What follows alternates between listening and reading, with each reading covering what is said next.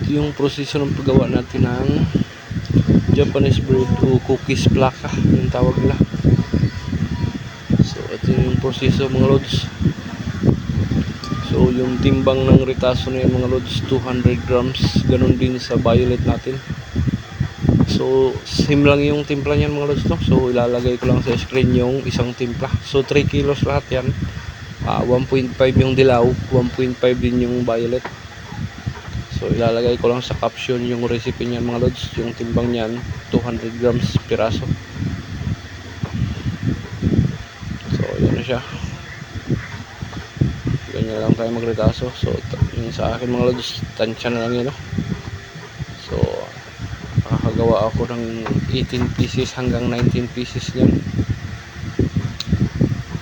kada kulay sa 1.5.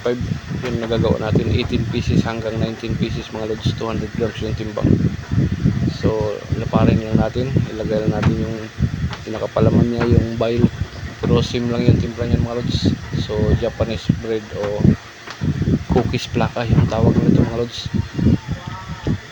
So ganyan lang tayo magbalot mga lods. Laparin lang natin yung pinakapabalat niya, ilagay lang natin yung palaman. So i-close lang natin yung mga dulo, no? So yan, medyo hindi naman masyadong malambot yung pagkamasa yan mga lods. Hindi masyadong matigas. So yan, no? Nakakulos pa natin. So pwede kayong magdas ng harina dyan, nakadepende sa inyo kung ano yung nakasanayan nyo mga lods. Sa mga baguhan lang po ito, no? So sa mga matagal na, so pwede nyo i-skip yung video na ito mga lods. Alam ko mga magaling na kayo. So para lang po ito sa mga nag-uumpisa o sa mga baguhan lang po na gustong matuto. So pwede kayong magdas ng harina. Sa akin mantika yung gamit ko dyan mga lods, para hindi lang siya dumikit.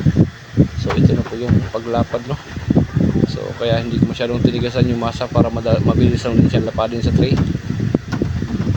Yan, ganyan lang mga lods.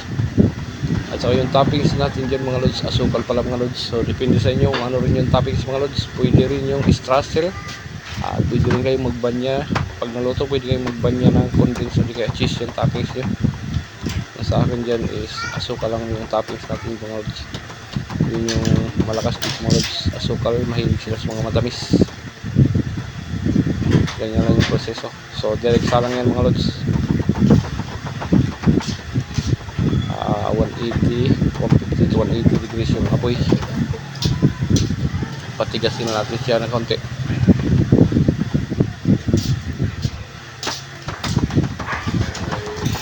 Ganyan lang.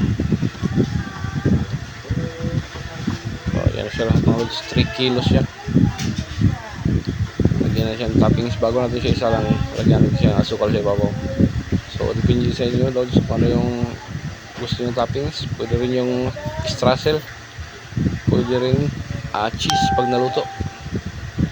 Sa akin dito mga lods, so mahilig sila sa mga matamis, kaya mas mabili rito yung asukal lang toppings mga lods, medyo matamis. So yan mga lods, salang na. Fast forward ko lang yun, no? Yan, ganyan lang siya. Binabrown ko siya ng konti mga lods para medyo matigas. Yan lang siya. Yan yung finished product natin mga lods.